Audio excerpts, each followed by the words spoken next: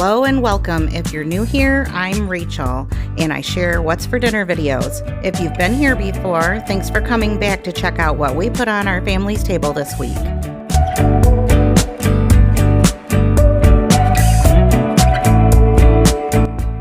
As usual, we're starting out on Sunday. We had a busy day at home working in our garden. We were getting some beans ready by snapping off the ends and getting those strings out. And then Bill put some thread through them and strung them up to dry. Here is a different batch of dried beans that I started in the crock pot that morning with some salt pork so that they would cook and be ready by dinner time. We were also busy making some bread and butter refrigerator pickles, so I had a lot going on in my kitchen that day. But the actual dinner part, we are cooking up some cabbage from the garden. We have several heads of cabbage and we really love cabbage, use it a lot. But here we are getting ready to fry that cabbage, and I'm just using a piece of that salt pork because one of the boys ate the bacon that I thought I had on hand, so I didn't have any bacon. And that is typically how we like to have it. But you know, boys get hungry and we don't always know what they're getting into when we're not around. So I am making some tilapia, and to get that started, I just have some butter and some lemon juice. I threw a little bit of the peppers from our garden in with the cabbage just to give that a little spice.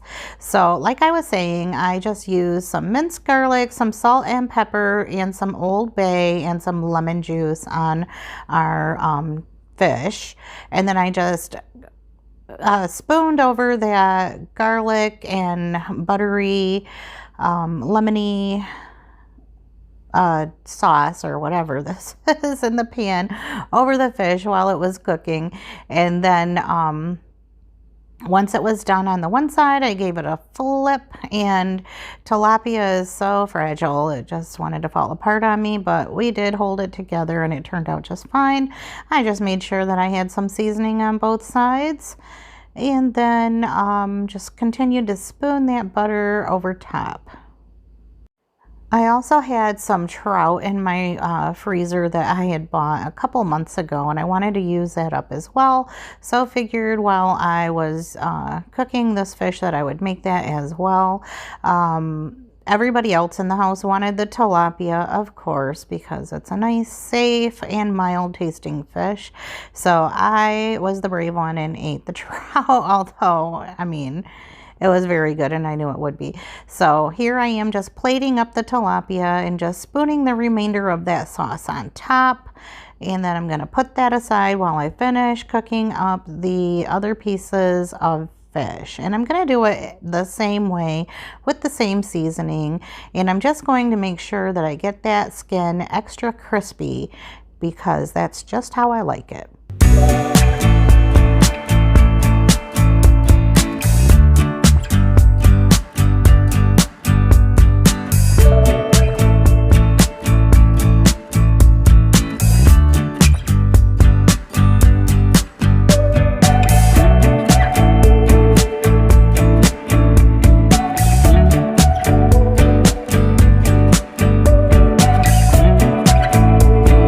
When everything was close to being done, I just removed my hot water from the back burner and added a couple packs of instant mashed potatoes. My way of cutting some corners was just to make some instant mashed potatoes. We didn't have any other type of potato on hand, and I had a couple of those, so that worked out.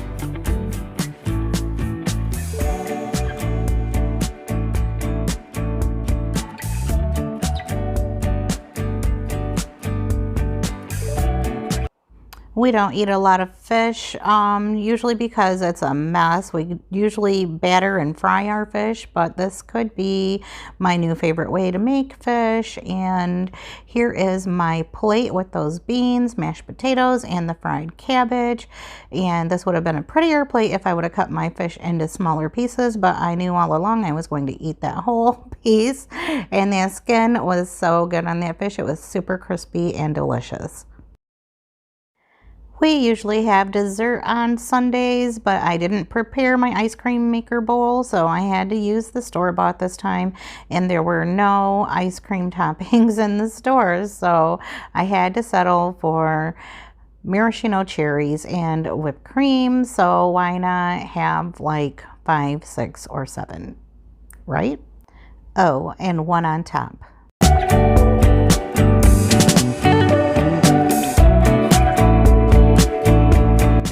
My sister-in-law Shannon messaged me and said that I had to make fried green tomatoes with my green tomatoes from our garden, so I'm giving it a shot. I historically have not ever made a good tasting fried green tomato before, but on this day I'm giving it a shot, and I must say that they turned out, as my husband would say, scrum-delicious. So all I'm doing is dipping them in egg and milk mixture and then some flour and cornmeal, and then I'm seasoning them up with some salt and pepper as they're cooking.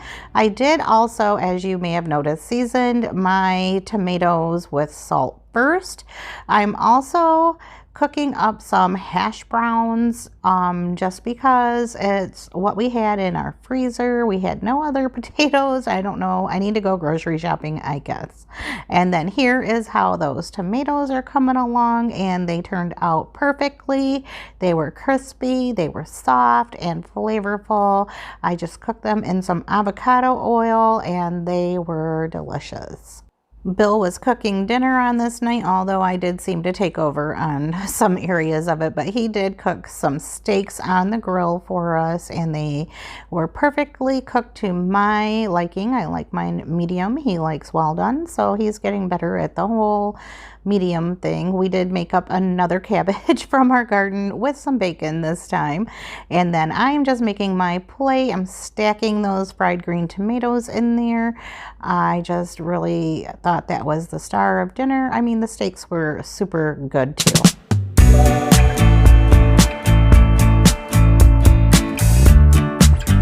I've got my crock pot out, so it must be Tuesday, and I'm just getting some chicken fajitas together. My chicken is still partially frozen, which only makes it easier to chop up. I've already done a layer of seasoning under that. What I'm showing you now, I'm using some ranch dry mix, some cumin, and this is paprika. And then I'm going to, well, that's paprika. The other was cayenne, I guess. And so I'm going to also add in some of this Badia Complete. And I'm also going to add in some garlic powder and some of this tahini just for those citrusy notes that it has. And after I get all the seasonings in there, I'm just going to put some onions and some peppers. These are just bell peppers. They're not spicy. I did add 1 jalapeno just to give it a little bit of heat because we do like that. And then I'm going to let it cook all day. This is what it turned out like when I got home after work. We typically do breakfast for dinner on Wednesdays, and it came down to either French toast or pancakes, and pancakes won the vote. So here I am just getting some buttermilk pancakes made up right out of the box, and then we just added a little bit of cinnamon into our batter because that's what we like.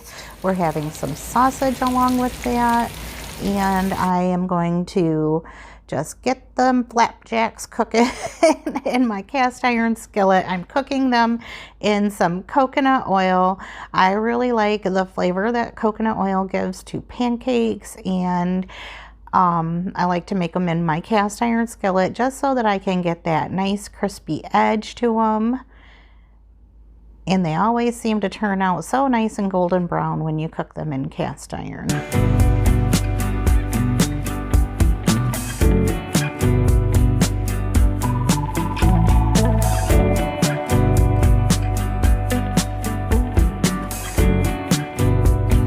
Next, I melted some butter, and then I'm adding some chopped up pecans, and I am just going to make some butter pecan syrup the easy way. So maybe some people would go all out and do the whole simple syrup and make their own syrup and all that stuff, but I'm not going to do that. I'm just going to add some cinnamon to the butter and nuts and get that all toasted up together. And then I'm just going to add some of the store-bought syrup to this and then mix it in, turning that heat way down and just letting that kind of warm through and heat up on the back burner while I finish cooking the pancakes, the sausage, and the scrambled eggs.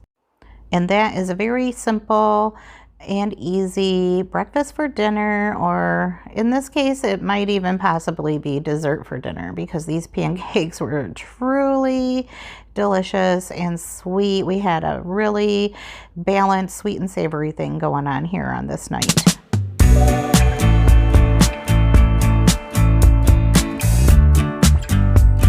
You may have noticed that there is no meal for Thursday, and that's because I had a hair appointment after work, so I was gone pretty late, and the guys just ordered pizza.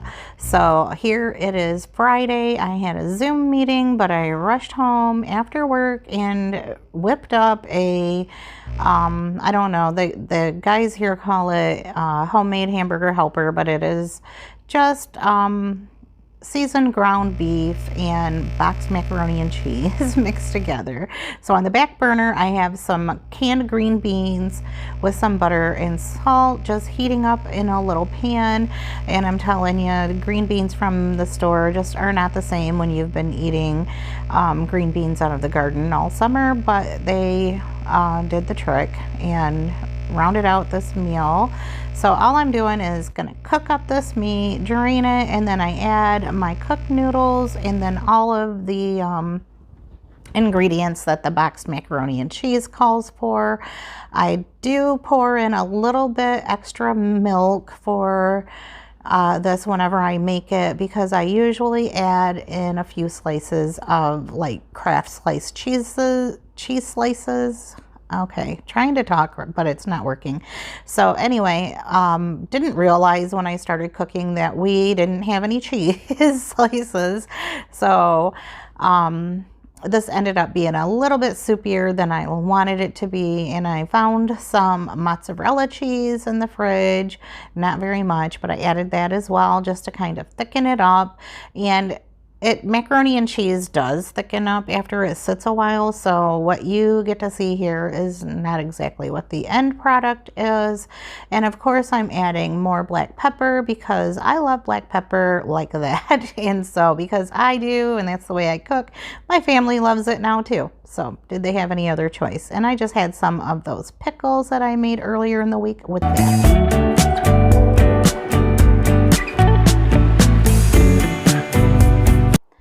And it is Saturday, the last day of the week for us as far as the menu goes, and I am just cooking up some bacon. This was frozen, so I'm just playing around with it the best I can to get it all cooked up. And I'm using this mandolin. It's one of the paddle types, and I am absolutely terrified of it because I've had an accident with it before and almost lost a thumb. In fact, I lost a big chunk of skin with it. So always be careful when using one of these. I had certainly learned my lesson with it, and I can't find the little guard that goes with it. I'm sure that I had it in a drawer, and then one day when I was decluttering was like, what is this? Oh, I don't need that, threw it away. So now I need it. And anyway, I'm just getting my onions chopped up. I'm using my little corn holder here just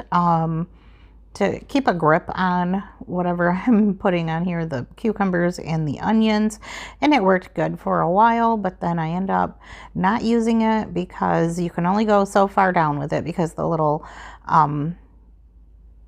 spikes on it get caught up in the blade. And I don't want to dull my blade by banging a metal piece into it. So I just go so far with it and then just kind of move on to the next big chunk of cucumber. So here you see me stopping right there because I'm not taking any chances with that thing. I am, like I said, terrified of that gadget. I'm just gonna put a little salt on those ends and snack on them. That way nobody gets hurt. Next, I needed some sour cream for this recipe, and I have very little in these two squeezy bag types of sour cream. That's the only thing that I don't like about these. It's really hard to get every little bit out. I will eventually just cut them open and get the rest of that, but I didn't want to put you through all of that mess. So like I said, I'm just gonna squeeze in some sour cream. And I wanted to do sort of a ranch and cucumber and bacon flavor, but I didn't have any of the ranch dry seasoning left, so I'm using the Italian dressing, which was just as good. And I am just going to mix that all up. And don't worry if it seems like there's not enough of the sour cream, or if you use like mayonnaise or something, these cucumbers and onions do break down and they make more liquid. So it will get runnier as it sits. And I am making the salad earlier in the day, and then I'm going to put it in the refrigerator for a couple hours before we are actually eating.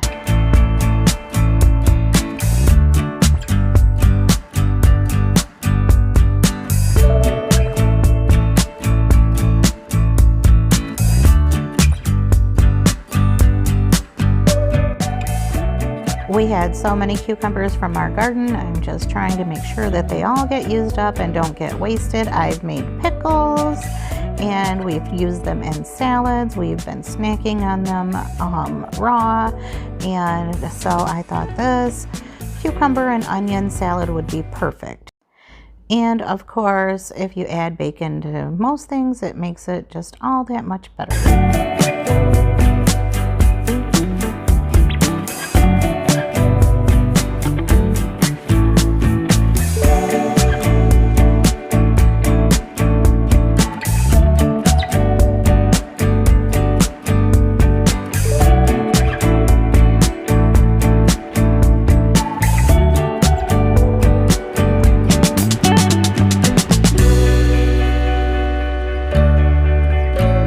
And here's that cucumber salad all up close and personal. And I just popped that lid on there and then put it in the fridge and let it sit and do its thing. And those onions got all softened up and ready to eat by dinner time.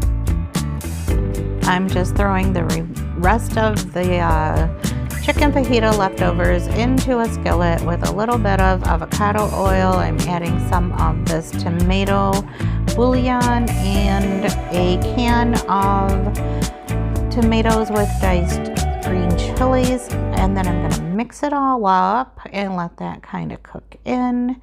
I take my scissors and I cut up some chili peppers. These are still green, they haven't turned red yet, but I wanted some peppers in our jambalaya, so just gonna give them a quick chop right into the pan.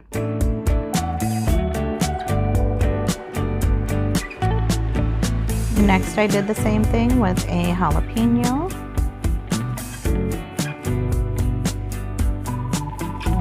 And some Hungarian wax peppers. I was hoping that this would have a lot of heat. It didn't. It was kind of like on the mild spicy side, nothing too hot. I mean, maybe for little kids it would have been too hot, but for us it wasn't. And I'm using this jambalaya mix that I've had for a while. I picked it up at Aldi's quite a while back and it's been in my pantry. So today was the day to use that up. With all of that chicken left over, I wanted to make sure that it didn't go to waste. So I just read the directions to see how much water I need to add. 3 cups is going in, giving it all a stir, and then putting that lid on there to get that rice cooking. When the rice was mostly cooked, then I just started adding our shrimp. I had to remove the tails before adding it, and I'm just plopping those right in on top, and I'm not going to stir them in yet. I'm just going to put them on top and then put the lid on. And then once they get nice and cooked and pink, then I just give them a stir to get them mixed in so that they can soak up all of that broth and get really flavored really good. And then I just turn the heat down and just put the lid back on.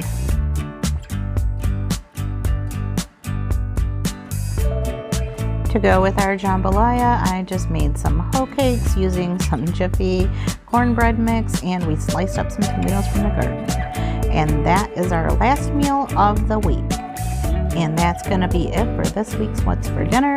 I thank you so much for stopping by and watching my video. If you enjoyed it, please be sure to subscribe and hit the bell notification so you can see more of my future videos. Bye for now, and I'll see you in the next one.